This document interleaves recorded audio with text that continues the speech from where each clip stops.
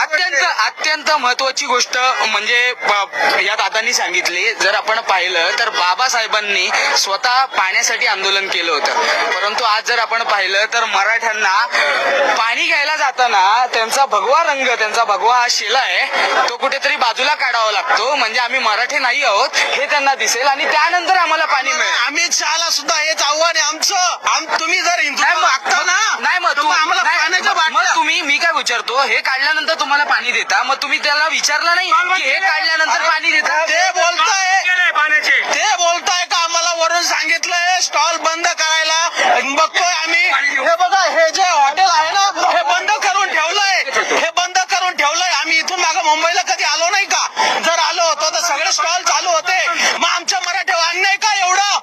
काय केलं आम्ही असं? काय केलं? माझ्या बापाच कधी पाणी प्यायला जातात? आता आम्ही सकाळपासून इथं आले.